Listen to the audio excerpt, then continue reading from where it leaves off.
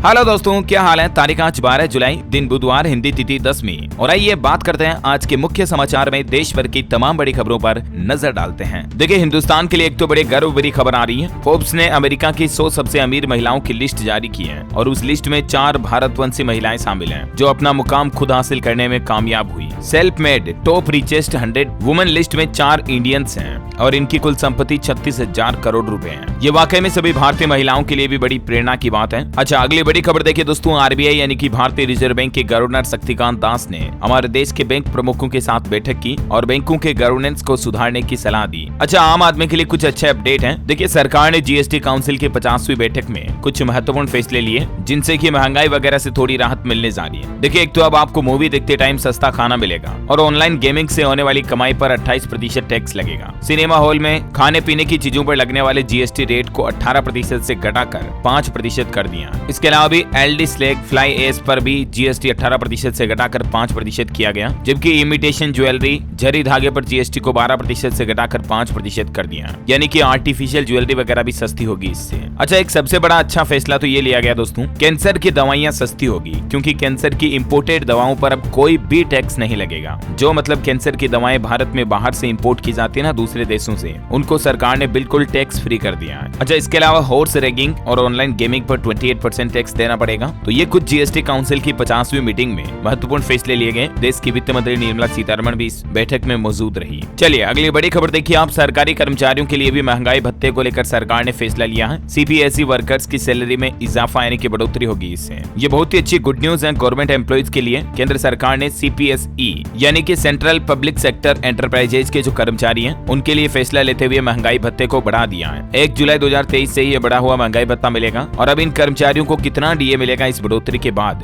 जिसकी जानकारी भी आप देख सकते हैं। जिनकी बेसिक सैलरी 3500 रुपए है उनके लिए और जिनकी बेसिक सैलरी 6500 रुपए है उनके लिए कितनी बढ़ोतरी कर दी गई है ना। और वहीं देखिए, भारत के लिए एक और बड़ी अच्छी रिपोर्ट सामने निकल कर आ रही है। यूएन की रिपोर्ट में खुलासा हुआ है कि भारत में पिछले 15 साल में 41 करोड़ 50 लाख लोग गरीबी से बाहर निकले। ये आंकड़े दोस्तों मल्टी डायमेंशनल पुअर्टी के, यानी कि अलग अलग तरीके की गरीबी भारत में पिछले 15 सालों के दौरान कम हुई। यूएन की हालिया ताजा रिपोर्ट में यह दावा किया गया। और इतना ही नहीं, यूएन ने तो ये आंकड़े सामने आने के बाद भारत सरकार की तारीफ भी की कि 15 सालों में भारत में करोड़ों लोगों की जिंदगी में काफी सुधार हुआ है। अच्छा, गोल्डमैन सैच की रिपोर्ट में ये बात भी सामने आई दोस्तों कि साल 2075 तक भारत अमेरिका को भी पछाड़कर दुनिया की सेकंड लार्जेस्ट इकोनॉमी बन सकता है, यानी दुनिया की दूसरी सबसे बड़ी अर्थव्यवस्था। रिपोर्ट में अनुमान लगाया गया कि भारत की अर्थव्यवस्था $52.5 ट्रिलियन की होगी, जो अमेरिका से बड़ी होगी और चीन के बाद दूसरे स्थान पर होगी। और ये वाकई में भारत के लिए बड़ा सुनहरा पल होगा। जरा सोचिए, दुनिया में सेकंड मोस्ट पावरफुल कंट्री बन जाएगा हमारा इंडिया। और इसी बात पर एक लाइक तो बनता है यार दोस्तों। सच्चा हिंदुस्तानी दिल बसता अगर आप में भी, तो एक लाइक जरूर करेंगे आप इस वीडियो पर। और हाँ, एक और बात याद दिला दूं आपको, अगर आपने डीएलएस न्यूज चैनल को सब्सक्राइब भी नहीं कर रखा तो कर लीजिएगा, क्योंकि दोस्तों डीएलएस न्यूज पर डेली आपको 50 से 100 काम की बड़ी महत्वपूर्ण खबरें, मुख्य समाचार मिल जाते हैं। तो फटाफट से सब्सक्राइब करके बेल आइकन दबा दो। और मैं आपका समय वेस्ट नहीं करते हुए सीधा ले चल रहा हूँ आपको अगले अपडेट में। तो देखिए, भारत में यूसीसी और धार्मिक विवादों के बीच राष्ट्रीय सुरक्षा सलाहकार अजीत डोभाल का कहना है कि हिंदुस्तान में कोई धर्म खतरे में नहीं है। अजीत डोभाल बोले कि देश में इस्लाम का भी अद्वितीय और महत्वपूर्ण स्थान है। अच्छा, हाल ही में जो पश्चिम बंगाल में पंचायत चुनाव हुए, काफी हिंसा भी हुई, कई लोगों की मौत भी हुई थी इसमें। तो दोस्तों, इस चुनाव के नतीजे आ चुके हैं। ज्यादातर सीटों पर टीएमसी की जीत हुई, दूसरे स्थान पर बीजेपी रही। आंकड़ों के मुताबिक टीएमसी ने ग्राम पंचायत की 18,606 सीटें जीती, जबकि भाजपा को 4,482 सीटें मिली। ओवैसी की पार्टी को महज 3 सीटें ही मिली। अगली बड़ी खबर देखिए, अडानी हिंडनबर्ग मामले पर सुनवाई टली। सुप्रीम कोर्ट ने कहा सेबी का एफिडेविट देखने के लिए समय चाहिए, अगली सुनवाई 14 अगस्त को होगी। अच्छा, वहीं भारतवासियों के लिए एक और अच्छी खबर है दोस्तों, टाटा ग्रुप अगस्त में पूरा करेगा विस्टोन प्लांट का अधिग्रहण और इसके टेक ओवर होने के बाद आईफोन बनाने वाली पहली भारतीय कंपनी भी बन जाएगी टाटा कंपनी। यानी जरा सोचिए, अब आपको आईफोन ना सिर्फ मेड इन इंडिया देखने को मिलेंगे बल्कि मेड बाय टाटा। कितना अच्छा लगेगा ना। अच्छा, एक अपडेट बता दूं आपको, 2 करोड़ से ज्यादा लोगों ने इनकम टैक्स फाइल कर दिया, आईटीआर रिटर्न भर दिया मतलब। और क्योंकि इसकी लास्ट डेट 31 जुलाई ही है, इसी महीने की आखिरी तारीख, तो अगर आप भी भरते हैं आईटीआर रिटर्न अभी तक नहीं भरा तो जल्दी से भर ले, है ना। अच्छा, वहीं सरकार ने फैसला लिया है लाइटर और पानी की बोतलों के लिए अनिवार्य गुणवत्ता मानक लागू करने के निर्देश जारी किए हैं। और इन गुणवत्ता नियंत्रण मानकों के मुताबिक अब किसी भी तरह के लाइटर या पानी की बोतल या इस तरह के उत्पाद को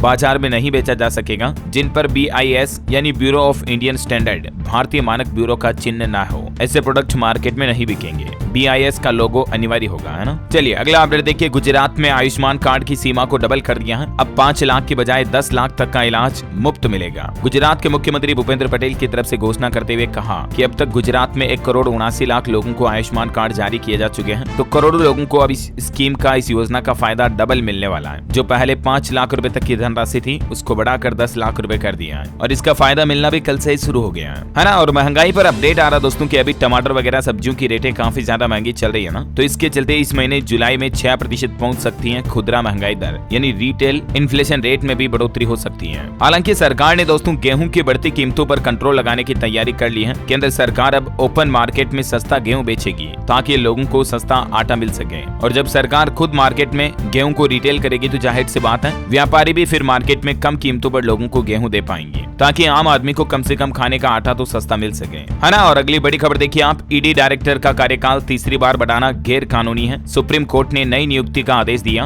और 31 जुलाई तक अपने पद पर ही रहेंगे अब मिश्रा। संजय कुमार मिश्रा का कार्यकाल तीसरी बार बढ़ाया गया केंद्र सरकार की तरफ से। इस पर सुप्रीम कोर्ट का कहना कि ये गैर कानूनी है। 31 तारीख तक उनको पद पर रखा जाएगा, उसके बाद हटाया जाएगा। अच्छा, बिहार की विधानसभा में कल देखिए थोड़ा हंगामा सा हो गया। भाजपा विधायकों ने कुर्सियां फेंकी। लैंड फॉर जॉब केस में तेजस्वी का इस्तीफा मांगा। 16 मिनट में कार्यवाही भी स्थगित करनी पड़ी। मुंबई हाईकोर्ट ने एक बड़ा फैसला सुनाया। एक पत्नी जो अपने पति से अलग रह रही है, लेकिन उस पत्नी का कहना है कि उसके 3 डॉग्स भी मेरी जिम्मेदारी है, यानी कि उस महिला ने 3 डॉगी रख रखे हैं, उनके लिए भी गुजारा भत्ता मांगा पति से। पति ने मना कर दिया। मामला कोर्ट में गया तो कोर्ट ने कहा कि पति हर महीने उस महिला को 50,000 रुपए दे, क्योंकि डॉग्स यानी कि जानवर वगैरह भी भावनात्मक कमी को पूरा करते हैं। बॉम्बे हाईकोर्ट की तरफ से यह बड़ा फैसला सुनाया गया। अच्छा दोस्तों, हाल ही में जो नोएडा में एक युवक से प्रेम करने के चलते पाकिस्तानी महिला जो PUBG खेलती थी उस युवक के साथ वो भारत आ जाती है नेपाल के रास्ते, उस मामले पर बड़ी खबर आ रही है। पाकिस्तान ने कहा कि सीमा हैदर को पाकिस्तान भेजो। वहां से कुछ आतंकियों ने वीडियो मैसेज में धमकी दी और बोले कि अगर सीमा पाकिस्तान नहीं लौटी तो हम हिंदुओं को भी नहीं छोड़ेंगे। हालांकि सीमा हैदर के पास कुछ कंप्यूटर, मोबाइल, सिम कार्ड वगैरह ऐसी चीजें मिली। इसके चलते सरकार अभी भी जासूस के एंगल से भी इस मामले की जांच कर रही है। सीमा हैदर का कहना कि वो अब भारत में ही रहेगी, वापस पाकिस्तान नहीं जाएगी। अच्छा, खबर देखिए। राजस्थान के मुख्यमंत्री अशोक गहलोत बोले इसी महीने से फ्री राशन किट दिए जाएंगे और स्मार्टफोन भी मिलेंगे महिलाओं को।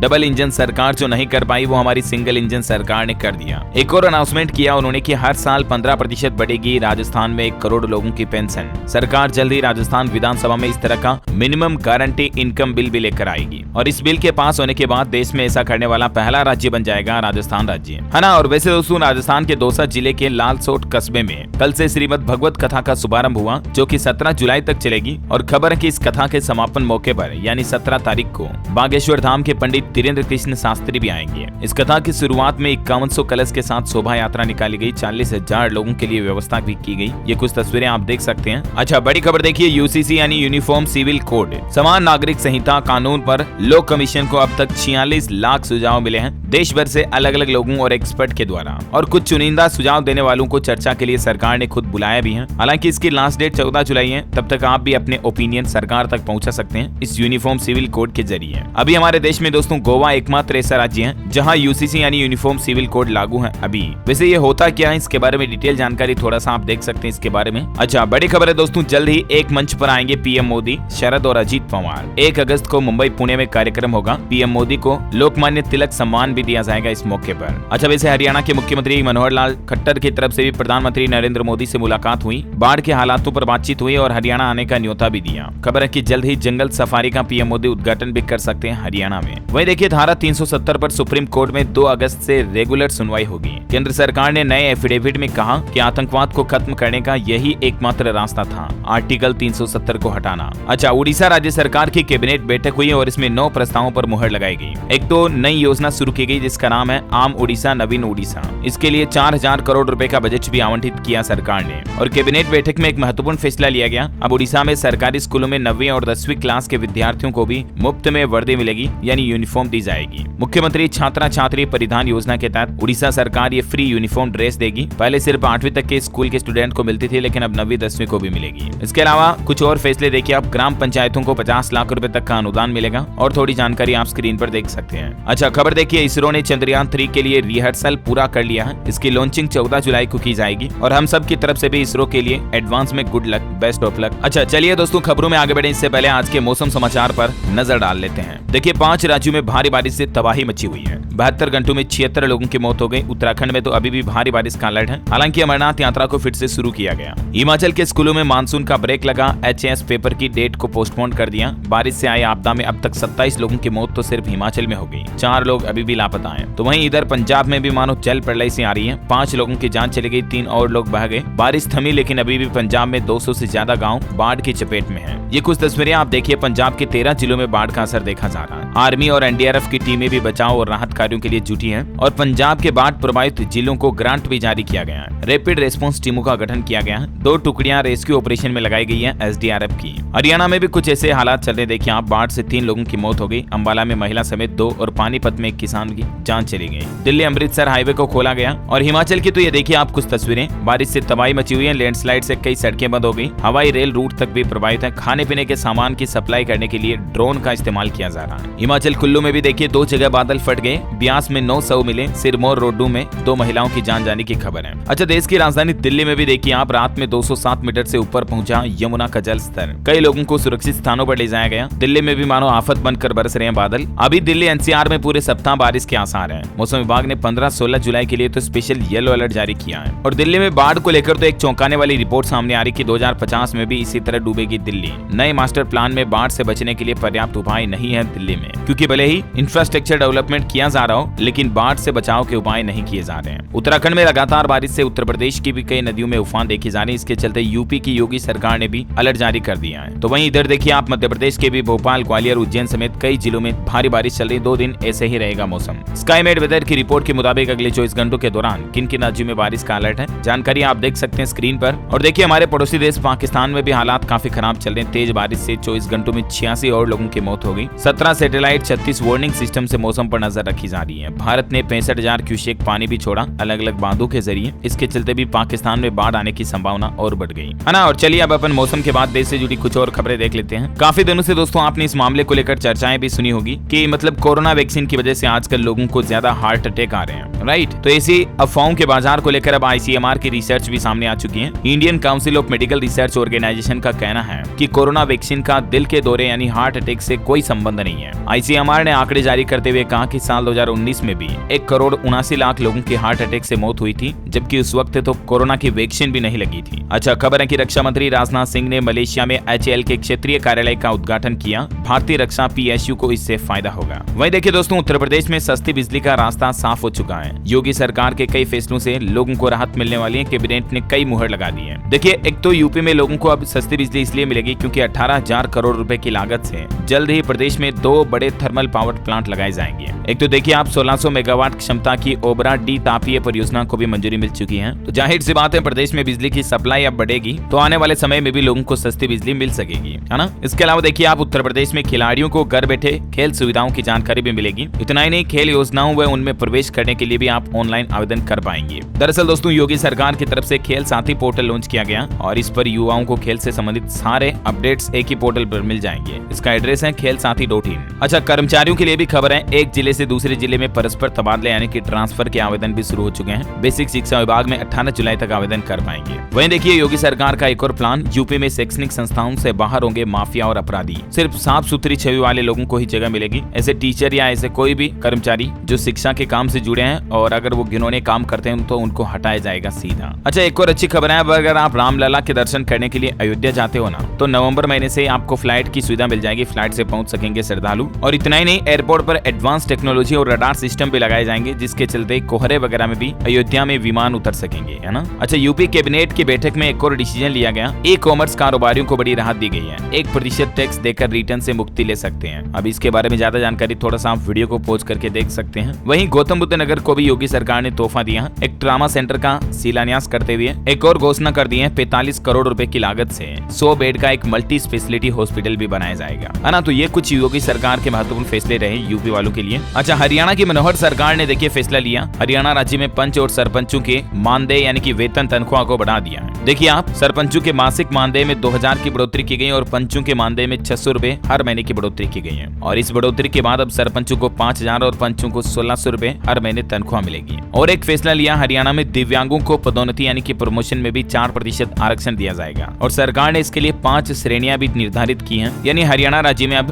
दिव्यांग लोगों को आरक्षण रिजर्वेशन मिलेगा प्रमोशन में भी। ये मतलब आरक्षण को लेकर एक बड़ा फैसला लिया गया। जानकारी आप देख सकते हैं, सभी अलग अलग सरकारी डिपार्टमेंट के लिए ये आदेश भी जारी हो चुका है। अच्छा, वही खबर आ रही दोस्तों की विदेशी कंपनियों ने 28,000 करोड़ का निवेश किया और इसके चलते हरियाणा का ये शहर एशिया का सबसे बड़ा IT हब बनने जा रहा। जैसे बेंगलुरु, नोएडा वगैरह है ना, वैसे ही अब हरियाणा का मानेसर क्षेत्र भी एशिया का सबसे बड़ा IT हब बनेगा। हरियाणा के उप मुख्यमंत्री दुष्यंत चौटाला की तरफ से ये अनाउंसमेंट किया गया है ना। और अगला अपडेट देखिए दोस्तों, छत्तीसगढ़ के मुख्यमंत्री भूपेश बघेल भी युवाओं से मिलेंगे। प्रदेश के सभी संभाग में जल्द ही यूथ के बीच जाएंगे सीएम। उनकी जरूरतें और उनकी उम्मीदें ख्वाहिशें पूछेंगे, अलग अलग जिलों का दौरा करेंगे मतलब, है ना। अच्छा, आधार कार्ड को लेकर देखिए एक राहत भरा फैसला लिया गया उदय की तरफ से। अब घर बैठे ही इन लोगों को आधार कार्ड की सुविधा का फायदा मिलेगा अपडेट कराने का। अगर आप बुजुर्ग हैं, दिव्यांग हैं या किसी दिक्कत की वजह से आप अपने नजदीकी CSC या आधार सेंटर पर जाने के सक्षम नहीं है ना, तो ऐसे व्यक्तियों के लिए अब उनके परिजन अपने किसी भी नजदीकी आधार सेवा केंद्र में आवेदन कर देंगे। हालांकि आवेदन के साथ आपको इन चीजों का प्रूफ देना पड़ेगा। तो इस आवेदन के बाद आधार सेंटर का कर्मचारी खुद आपके घर आकर के आपके आधार सेवाओं का अपडेट का काम कर देगा। हालांकि इसके लिए कुछ एक्स्ट्रा शुल्क वगैरह आपको देना पड़ेगा, जिसकी जानकारी भी आप देख सकते हैं। अच्छा, वही खबर है दोस्तों, बेंगलुरु के लोग QR कोड के जरिए पुलिस और BBMP से जुड़ी शिकायत और फीडबैक सीधे दर्ज करा सकेंगे। ये नई सुविधा शुरू की गई है बेंगलुरु के नागरिकों के लिए पुलिस की तरफ से। अच्छा, हमारे देश के प्रधानमंत्री नरेंद्र मोदी कल 13 जुलाई से फ्रांस की यात्रा पर रवाना होंगे और खबर है दोस्तों की इस दौरे के दौरान रक्षा ही नहीं बल्कि फ्रांस और भारत के बीच कारोबार से संबंधित संबंधों पर भी कोई फैसला लिया जा सकता है। प्रधानमंत्री नरेंद्र मोदी के भव्य स्वागत के लिए फ्रांस देश तैयार है, ये कहना है वहाँ के राष्ट्रपति का भी। अच्छा, देखिए आप बड़ी खबर, बिना पूंजी लगाए आप दोना पत्तल या पॉपकॉर्न उद्योग शुरू करना चाहते हैं तो कर सकते हैं। उत्तर प्रदेश में खादी ग्रामोद्योग फ्री में आपको हाईटेक मशीनें भी देगा। 20 जुलाई तक आप इस योजना के लिए आवेदन कर सकते हैं। 18 से 45 साल तक के लोगों को इस योजना का फायदा मिलेगा। उत्तर प्रदेश खादी एवं ग्रामोद्योग बोर्ड ने दोना पत्तल और पॉपकॉर्न बनाने का काम करने वाले परंपरागत कारीगरों और स्वरोजगार की रुचि रखने वाले ग्रामीणों के लिए ये फैसला किया है। इस योजना के बारे में विशेष जानकारी के लिए आप इस कॉन्टैक्ट नंबर पर संपर्क भी कर सकते हैं, है ना। और छत्तीसगढ़ में देखिए दोस्तों एक नया नियम बना दिया। अब प्रदेश में MBBS प्रवेश नियम में 25 साल अधिकतम उम्र रहेगी, NMC में तय नहीं होगी। मेडिकल की पढ़ाई करने वाले स्टूडेंट्स के लिए छत्तीसगढ़ राज्य में ये स्पेशल नियम लागू कर दिया। अच्छा, बड़ी खबर देखिए, दिवालिया होने वाले थे ये 2 बैंक, RBI ने इनका लाइसेंस रद्द कर दिया। हालांकि रिजर्व बैंक का कहना है कि ग्राहकों को उनका जमा पैसा वापस दिया जाएगा। RBI ने कर्नाटक और महाराष्ट्र के 2 कोऑपरेटिव बैंकों के लाइसेंस रद्द किए हैं। वो कौन कौन से बैंक है जानकारी आप देख सकते हैं। इन बैंक में जमा खाताधारकों का DICGC एक्ट के तहत 5 लाख रुपए तक का जमा पैसा मिल जाएगा। अच्छा, बड़ी खबर देखिए, प्रधानमंत्री नरेंद्र मोदी से मिले मुस्लिम वर्ल्ड लीग के नेता अल इस्सा। भारत के साथ संबंधों पर चर्चा भी हुई। मुस्लिम वर्ल्ड लीग के जनरल सेक्रेटरी अभी भारत दौरे पर हैं और इन्होंने देश के PM मोदी से मुलाकात भी की। कुछ तस्वीरें आप देख सकते हैं। और इसी दौरान अजीत डोभाल भी बोले कि इस्लाम भी महत्वपूर्ण गौरव स्थान रखता है भारत में। अच्छा, खबर है कि हिमाचल प्रदेश में स्थापित होंगे CNG स्टेशन, प्रमुख शहरों को मिलेगी PNG की सुविधा भी। भारत सरकार द्वारा हिमाचल के इन शहरों में ये स्टेशन शुरू किए जाएंगे। एजुकेशन पर खबर आ रही दोस्तों, बिहार के लाखों युवाओं के लिए अच्छी खबर है। बिहार में जो टीचर भर्ती निकली हुई है ना, उसमें आवेदन करने की तारीख को 15 जुलाई तक बढ़ा दिया और महिलाओं में उम्र सीमा में छूट की घोषणा भी की गई है। हिमाचल प्रदेश में भी विद्यार्थियों के लिए राहत की खबर है। कॉलेजों में अब 15 जुलाई तक एडमिशन ले सकेंगे। शिक्षा निदेशालय की तरफ से तारीख बढ़ाई गई। अच्छा, वही खबर देखिए आप, हनी ट्रैप में फंसा विदेश मंत्रालय का एक कर्मचारी, उसको अरेस्ट कर लिया गया। हालांकि अंजलि नाम की एक लड़की से इसकी दोस्ती हुई ऑनलाइन फेसबुक वगैरह पर और फिर इस कर्मचारी ने G20 के सीक्रेट डॉक्यूमेंट भी उस लड़की को व्हाट्सएप पर भेज दिए। देखिए प्यार में कितने पागल हो जाते हैं, देश की सुरक्षा का भी इनको ख्याल नहीं है। और वो भी प्यार कौन सा, झूठा प्यार, फंसाने वाला।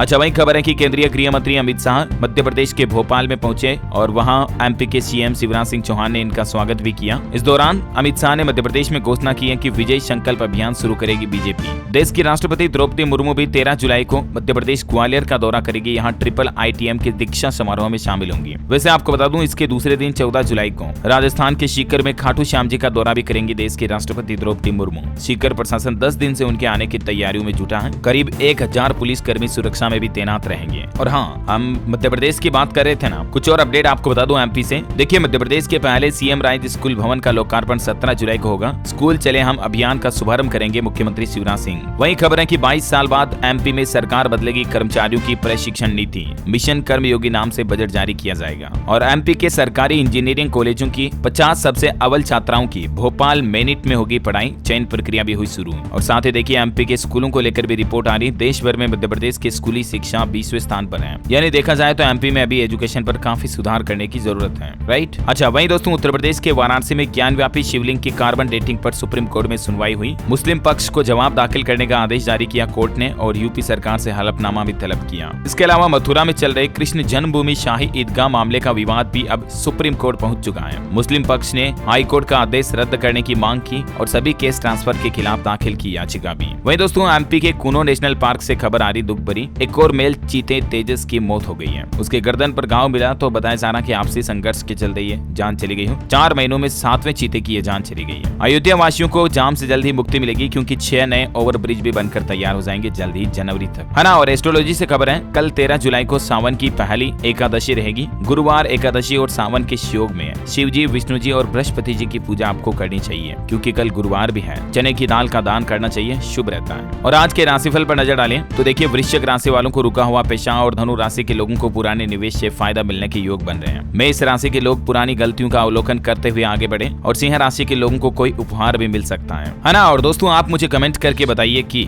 एटीएम का फुल फॉर्म क्या होता है, पूर्ण रूप क्या है। 4 ऑप्शन दिए हुए मैंने, आप कमेंट करके बताइए ABCD which is right option. सही जवाब देने वाले लोगों को रैंडमली सेलेक्ट होने पर DLS न्यूज टीम की तरफ से एक शानदार सरप्राइज गिफ्ट जीतने का मौका मिलेगा। और इसी के साथ ही अगर आपको वीडियो अच्छा लगा तो इसे लाइक करना, शेयर भी करना। DLS न्यूज चैनल को सब्सक्राइब करके बेल आइकन जरूर दबा देना ताकि आप ऐसे ही काम की महत्वपूर्ण खबरों से हमेशा अपडेट रह पाएंगे। ओके, मिलेंगे अगले नेक्स्ट अपडेट में, तब तक के लिए ख्याल रखिएगा अपने आप का, अपने परिवार का। जय हिंद, जय भारत, वंदे मातरम।